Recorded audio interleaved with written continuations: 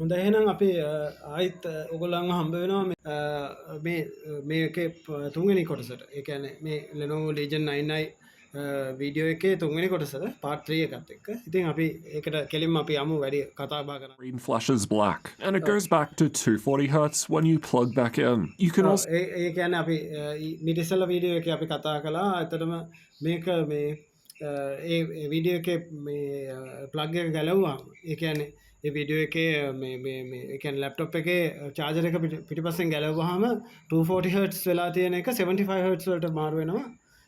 ඒකේ ස්පීඩ් එක අඩු කරන්න කියලා. ඉතින් මේ ඒ විදිහට එහෙම මේ ඒ විදිහට ඒක හදලා තියෙනවා. ආයි ජැක් එක ගැව්ව ගමන් ආයි 240 Hz වලට ඒක මං හිතන්නේ හදලා තියෙන්නේ පවර් සේව් කරගන්න. පවර් සේව් කරගන්න අනිවාර්යෙන්ම. මොකද මේ ලැප් එක ගොඩාක් බලය ඇදලා ගන්න. ඒ කියන්නේ මේ කියන්නේ අර නිකන් අර කොටලා මේ වොට් අවර්ස් කොටලා බොන ලෙවල් එකේ ලැප් එක. මොකද කෙලින්ම වැඩිනේ ඔකේ. අන්න ඒක පවර් ගන්න වැඩි. පවර් එක ඇදලා ගන්නවා. ඒ කියන්නේ ගන්න පුළුවන් උපරිම පවර් එකක් ඇදලා ගන්න ලැප් එකක්. ඉතින් එයා පුළුවන් තරමක් ඒක ඉතුරු කරගන්න බලලා තියෙනවා. ඉතින් ඔයත් දන්නවා ඉලෙක්ට්‍රොනික්ස් සම්බන්ධව හොඳ දැනුමක් තියෙනවා. ඒක අඩුුන් නැත්තම් බැටරි ඔච්චරව තියාගන්නත් බැරුව යනවා. බැරුව යනවා. අනිවාර්යයෙන්ම බැටරි අපි හිතනට වඩා ඉක්මනට බහිනවා සහ බැටරි සවුත් වෙන්නත් පුළුවන්. ඒ විදිහට දිගින් දිගටම බහින්න ගත්තාම අපි බලමු ඉතින් ඊතරින් එහාට මොකද්ද වෙන්නේ කියලා. limit the battery's maximum charge level to 80% in the Vantage software to help the battery last longer, as keeping it fully charged. ඒක හරි වැදගත් ඔප්ෂන් එකක්. ඔයගොල්ලෝ දන්න අහලත් ඇති දන්නවත් ඇති. ගොඩක් වෙලාවට ලිතියම් බැටරි ලිතියම් අයන් බැටරි පාවිච්චියේදී අපි පුරුදු වෙලා තියෙනවා අපිට කියලා තියෙනවා 80කට වඩා charge කරන්න එපා කියලා නේ. ඒක අපි හැමෝම දන්න දෙයක්. 80කට සහ 20කට වඩා බස්සන්න එපා කියලා. හැබැයි ඉතින් දැනට ඉතින් තියෙන ෆෝන්ස් වල ලැප්ටොප්ස් වල ඕකට ප්‍රොටෙක්ෂන් එකක් තියෙනවා. ඒ වුණාට දැන් මේ ලැප්ටොප් එකේම දීලා තියෙනවා Windows වල දීලා තියෙන ඔප්ෂන් එකක් 80කට වඩා මේ ජැක් එක ගහලා තියෙද්දි charge වෙන්න දෙන්නේ. ඔටෝමැටික් වේ ඔෆ් වෙනවා. ඔටෝමැටිකලි එයා ගලවලා තියා ගන්නවා. එයා ට්‍රිකල් charge වෙවි ටිකක් බැටරියෙන් ගන්නවා. ඊට පස්සේ ටිකක් chargerෙන් ගන්නවා. ඔය විදිහට ආයි බැටරි charge කර ගන්නවා chargerෙන්. ඒ විදිහට මාරුවට එයා තියා ගන්නවා 80. ඉතින් ඒ බැටරි ආයු කාලය වැඩි කරගන්න තමයි ඒ ඔප්ෂන් එක දීලා තියෙන්නේ. අපි යමු මෙතනින් ඉස්සරහට. All the time can degrade it, but this can't be enabled at the same time as rapid charge. And you can also make the battery rapid charging එක ඒ වැඩේ කරන්න බෑ කියලා තමයි කියන්නේ. ඉතින් charge slower overnight. Battery life ඉතින් අපි කිව්වා වගේ දැන් මේකේ ඉදිරියේදී අපි පෙන්නනවා time as rapid charge, and you can also make the battery charge slower overnight. Battery life was excellent as රැට බැටරි එක සෙමින් charge වෙන්නේ. අපි කියමුකෝ අපේ rapid charging කියලා තියෙනවා ඔප්ෂන් එකක් වේගෙන් charge වෙන බැටරි එක. ඉතින් එහෙම නොවෙන්න රැයකට අපිට හෙමින් charge වෙන්න පැය 10ක් 12ක් ගහලා තියෙද්දි අන්න එහෙම ඔප්ෂන් එකක් දෙන්න පුළුවන්. ඊට පස්සේ රැපිඩ් charging ඉක්මනට charge වෙන්න දෙන්න පුළුවන්. ඉතින් ඒ වගේ options ගොඩක් මේ ලැප් එකත් එක්ක ලැබිලා තියෙනවා. ගොඩක්ම ඒක Windows වලින් මම හිතන්නේ ආපු features. අපි යමු ඉස්සරහට. far as 18-inch gaming laptops go. All the other ones we've tested lasted for far less than this one in the YouTube video playback tab.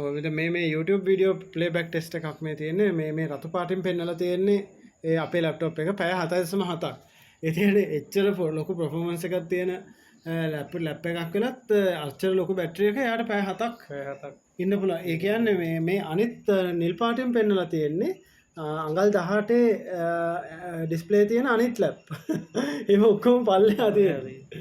ඉතින් අනිත් ඔක්කොම අඟල් 18 ඩිස්ප්ලේ දැන් මේක නිකන් මේ සාමාන්‍ය ලැප් එකක් කියලා හිතන්න එපා. මේක ලොකු ඩිස්ප්ලේ එකක ලොකු ගේමින් ඩිස්ප්ලේ එකක් විතර මේ ලැප් එකක් මේක. මේක පොඩි ලැප් එකක් නෙවෙයි. කිලෝ 5ක් විතර බර එන තඩි ලැප් එකක්. ඉතින් ඒ වගේ ලැප් එකක මේ වගේ පර්ෆෝමන්ස් එකක් තියෙනවා කියන එක ඉතින් සෑහෙන ඇත්තටම හොඳයි. හිතා ගන්න බැරි මට්ටමක් ඉතින්. බලමු අපි ඉස්සරහට ගිහින්.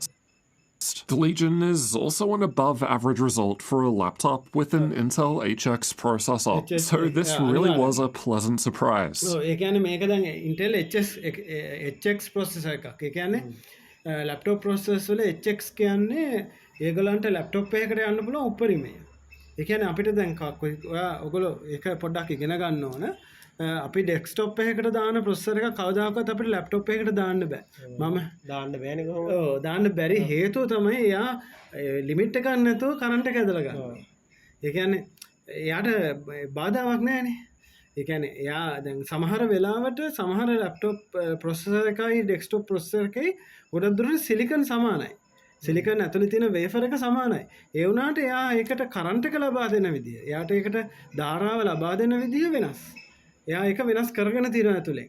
ඉතින් මම හිතන්නේ ඉතිහාසයේම ලැප්ටොප් දෙකක් නැත්තම් තුනක් තමයි ලැප්ටොප් ප්‍රොසෙසර් එකක් නැතුව ඩෙස්ක්ටොප් ප්‍රොසෙසර් එකක් ගහලා ආව ලැප්ටොප් තිබිලා තියෙන්නේ. ඒවා මේ අර ඉඳලා හිටලා හදන්නේ. ඒ කියන්නේ අර කාලාතුරකින් හදන්නේ මේ මුළු ලෝකෙටම ලැප්ටොප් 100ක්. ඒ වගේ හදන කලෙක්ටර්ස් එඩිෂන් ලැප් අන්න එහෙම කීපයක් තමයි ඒ වගේ ලැප් තියෙන්නේ. ඒවත් ඇත්තටම බැටරියකින් දුවන්න බෑ. බැටරියකින් දුවොත් පැයක් දෙකක් ඕනනම් දුවයි. ඉතින් මේක HX ප්‍රොසෙසර් එක කියන්නේ ඇත්තටම Intel මේ වෙනකොට හදලා තියෙන මේ ඉහළම මට්ටමේ ප්‍රොසෙසර් එක මේ වෙනකොට මේ දැනට තියෙන මේ i9 එකක් මේක i7 නෙමෙයි මේක වරදාව පටලවා ගන්න එපා. මේ i9 ප්‍රොසෙසර් එකක්. ඒ වුණාට මේ HX level එකේ ප්‍රොසෙසර් එකක් තියෙන හොඳම performance එක laptop එකක තියෙනවා. අපි යමු තව ඉස්සරහට. It lost 21% of its battery charge while asleep for 24 hours. But this isn't effect. මෙතනදී කියන්නේ 121ක් ඒ කියන්නේ අපි ලැප්ටොප් එකේ සමහරව ඔෆ් කරන්න නැතුව ස්ක්‍රීන් එක වහලා ස්ලීප් මෝඩ් එකේ තියන්නේ. ලැප්ටොප් එකේ ස්ක්‍රීන් එක දිගහැරපු ගමන් ඔන් වෙන්න. ඒ විදිහට ස්ලීප් මෝඩ් එකේ තිබ්බහම මේකෙන් බැටරි වලින් 121ක් නිකම්ම බහිනවා කියන එක. එයා ස්ටෑන්ඩ් බයි මෝඩ් එකේනේ තියෙන්නේ. ඒක හින්දා. ඒක ඉතින් එච්චරම බලපාන්නේ නැහැ කියලා තමයි ඒගොල්ලෝ කියන්නේ ඊට වඩා comparison with the other laptops, as it depends on the size of the laptop's battery. Here's how much battery power was lost on average per hour, which is a fair comparison. මෙතනදී පෙන්නන්නේ පැයකට කොච්චර ප්‍රමාණයක් watt hours අඩු වෙලා තියෙනවද කියන එක. ඒ කියන්නේ ඒගොල්ලෝ කියන්නේ මේ එක රැයක් එක එළි වෙනකන් 121ක් බැස්සයි කිව්වට ඉතින් එක හැම ලැප්ටොප් එකේම බැටරිය එක හා සමාන නැහැනේ. එක බැටරි ලැප්ටොප් වල සයිස් එකේ බැටරි එකේ සයිස් එක එක විදිහට වෙනස් වෙනවා. ඉතින් ඒවත් එක්ක මම හිතනවා මෙන්න මේ කම්පැරිසන් එක හොඳයි කියන එක. මේ කම්පැරිසන් එකේ පැහැදිලිව පෙන්නනවා watt hours 8යි ගානක් තමයි වැය වෙලා තියෙන්නේ කියලා. Burned through more power compared to most others, though it wasn't too bad if we're just comparing against the other 18-inch models. Let's check out thermals next. The CPU and GPU are covered by a vapor chamber cooler, and those use the two fans at the back corners. The smaller fans... මෙතනදී මේ ඇත්තටම කියන්නේ මේගොල්ලන්ගේ thermals ගැන. අපිට හොඳට තේරුම් ගන්න ඕන දෙයක් තියෙනවා. ඔගොල්ලෝ කවුරු වුණත් ලැප් එකක් ගනිද්දි ලැප්ටොප් එකක් ගනිද්දි ඔගොල්ලෝ ගේමින් හරි performance දෙයකට කියමුකෝ AI සමහරට AI ප්‍රෝග්‍රෑම් කරනවා සමහරු AI models දුවවනවා يعني gigabyte 10 20 AI model එකක් දුවවන ලැප්ටොප් එකක් වෙන්න පුළුවන් එහෙම නැත්නම් ප්‍රෝග්‍රෑමින් කරනවා වෙන්න පුළුවන් ස්ක්‍රිප්ට්ස් ලියනවා වෙන්න පුළුවන් එහෙම නැත්නම් ගේමින් කරනවා වෙන්න පුළුවන් මොන ලැප්ටොප් එකක් ඒ වගේ high performance වැඩවලට පාවිච්චි කළත් අනිවාර්යයෙන්ම ඒ ලැප්ටොප් එකේ තියෙන ප්‍රොසෙසර් එකයි GPU එකයි RAM එකයි ගැන හිතනට වඩා ඒ මට්ටමටත් වඩා සමහර වෙලාවට ඒ ලැප්ටොප් එකේ ඇතුලේ හැදෙන උෂ්ණත්වය රස්නේ කොහොමද එළියට දාගන්න මෙයා ඩිසයින් කරලා තියෙන්නේ කියලා රිවිව්ස් බලලා අනිවාර්යයෙන්ම බලන්න ඕනේ. ඒක අනිවාර්යෙන් කරන්න ඕන දෙයක්. ඔයගොල්ලෝ ගොඩක් අය දන්නවා මේ සම්බන්ධව ඉන්න අය. දන්නේ නැති අය ඒක අනිවාර්යෙන්ම ඔලුවට දාගන්න. මේකේ රස්නේ මෙයා කොහොමද එළියට දාගන්නේ මේ හැදෙන හීට් එක RAM ප්‍රොසෙසර් එක watt 200ක් විතර 175ක් විතර ලෝට 95ක් කියමුකෝ අපි මේ ලැප්ටොප් ප්‍රොසෙසර් එක ඊට පස්සේ සමහර විට මේ GPU එක watt 175ක් මේකෙන් සෑහෙන percentage එක 60කට එහා පැත්ත රස්නේ විදිහට තමයි එළියට එන්නේ ඒ දැන් මෙහෙමත් තියෙනවනේ දැන් ගොඩක් ලැප්ටොප් වල ඔය ෆෑන් එක හීට් එකේ වේට දාන්න තිබ්බත් ගොඩක් කට්ටිය පාවිච්චි කරන පිළිවෙල අනුවත් ඒක වෙනස් වෙනවා. ෆෑන් එක වැහෙන්න බිමින් තියාගෙන සමහර උකුලේ තියාගෙන බලන්න ඔයා හොඳට හොයලා බලන්න ගෑන් ළමයි ගොඩක් වෙලාවට ලැප්ටොප් පුච්ච ගන්න ඕන හේතුව ඒ ගොඩක් අය ලැප්ටොප් එක තියෙනවා ඇඳ උඩ. ඉතින් යටින් ඇදලා එළියට ගහන හුලම් පාර යට යටින් ඇදල ගණඩ විදින්න විදියක් නෑ තොකට තම ඇත හිට්ක පිට කරන්නේ ඕ හරිට මනුස්සයගේ බෙල්ල මිරි කළ හුස්මේර කළ මැරුව ඉතින් ඒ අපරාධයක්ද ලැප්ටොප් කිසිම වෙලාවක යටින් යට තියෙනව ලැප්ටොප් එක දැල්දල් වගේ අපි ඉස්සල වීඩියෝ අපි දැක්ක ඒ හුලන් ඇදල ගන්න කටවල් බැහෙන්න කොයි වෙලාකොත් පාවිච්චි කරන්න එපා ලැප්ටොප් කොච්චර හොඳ එකක් වුණත් කරන්න ඔය වරද්ද කරොත්තේම අනිවාරෙන් ලැප්ටොප් එක ඉවරයි තමයි ඉති සතියක් දෙකක් යනකට ඇතනම ගොඩක් කලාට උනා අවුරුද්දත් දෙකක් පාවිච්චි කරයි කරයි ඊට පස්සේ ඔක්කොම මොස්ෆෙට්ස් ඇතුලේ තියෙන කෑලි ඔක්කොම කරවෙනවා ඉතින් ඒක තමයි වෙන්නේ ඉතින් මාර අපරාධයක් ඉතින් එහෙම කරන්න එපා කවදාවත් විශේෂයෙන් ගෑනු ළමයි මතක තියාගන්න ගෑනු ළමයි ඔයගොල්ලෝ රෝස පාට ලැප් එකක් කියලා කරලා කියන්න එපා නේ ඔයගොල්ලන්ට වැරද්දක් කියනවා නෙමෙයි ඇත්තටම ගොඩක් දැන් ඉන්න ගෑනු ළමයි නම් ඇත්තටම මේක ගැන හොඳ අවබෝධයක් තියෙනවා ගේමින් කරන ගෑනු ළමයිනොත් ඕන තරම් ඉන්නවා ඉතින් ඔයගොල්ලන්ට වැරද්දක් කියනවා නෙමෙයි ඊළඟට හොඳට මතක තියාගන්න ඒ යට තියෙන කටවල් කිසිම වෙලාවක වැහෙන්න ඉඩ තියන්න එපා කියන එක අපි යමු ගොඩක් ස්තුතියි කලු මේක මතක් කළාට ඇත්තටම මාර වටිනවා ඒක මේ වෙලාවේ මතක් කරපු එක මතක් කරන්න ගොඩක් ඔය අත්දකින් තියෙනවා ගොඩක් රිපෙයාර් කරන්න එහෙම එනවනේ ඔය වගේ ඒක තමයි ඒ මොනාම කියන්නේ ඇත්තටම සමහර වෙලාවට මේ පිටියට හේතු කරලා පාවිච්චි කරන සමහර ඇම්ප්ලිෆයර්ස් තියෙනවා අපි දන්න අපි දන්න දේ කොහොමත් කියව දෙන්න බෑ ඔය අපි තියන් දන්න දේ කියව දෙන්න කියලා දෙන්න අනිවාර්යයෙන්ම මේ කැලුම් කියන්නේ ඉතින් මාර සම්පතක් අපි හැමෝටම ඉතින් අපි යමු වීඩියෝ එක ඉස්සරහට blow out over the vapor chamber without actually being connected to it, and over the RAM. There are holes in the bottom panel directly over the fans for air intake, and the smaller fans blow out over the vapor chamber without actually being connected to it, and over the RAM. There are holes in the bottom.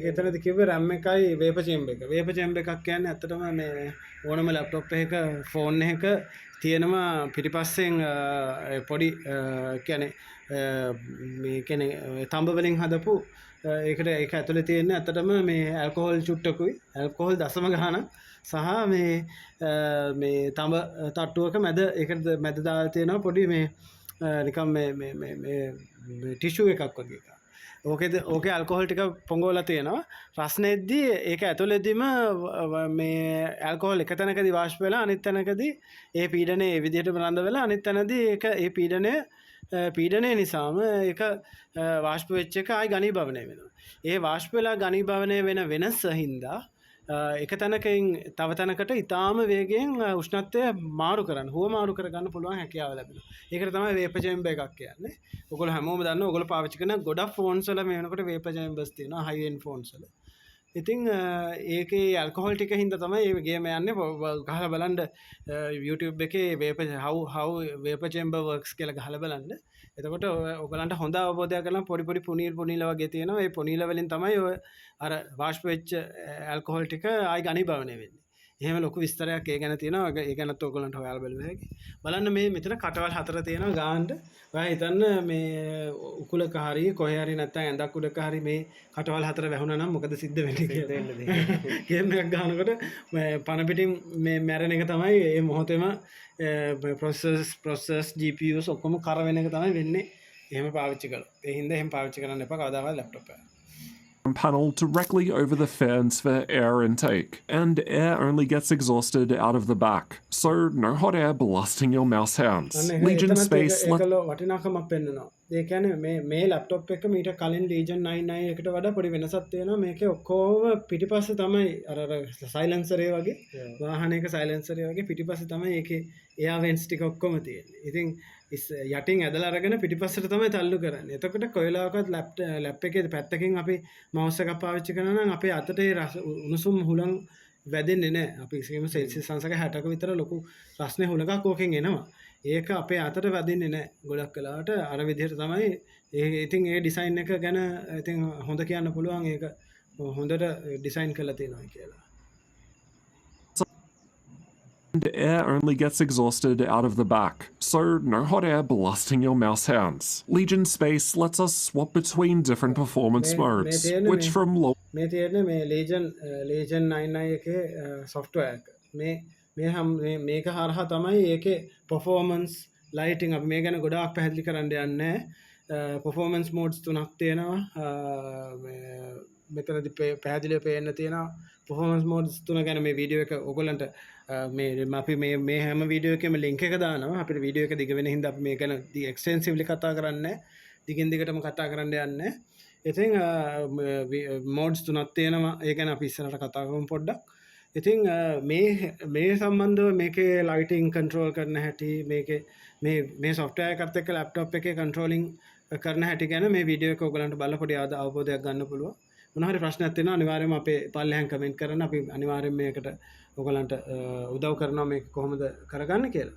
ඉතින් තව විනාඩි 15ක් ගිහිලා තියෙනවා. අපි තුන්වෙනි video එකත් දැන් අවසන් කරන්න හදන්නේ.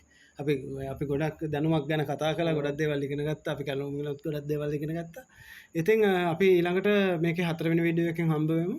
අපි මේක ඇත්තටම දිග වීඩියෝ එකක්. අපි කොටස් කරන්නේ ඔයගලන්ට මේක බලලා තේරුම් ගන්න ලේසි වෙන්න.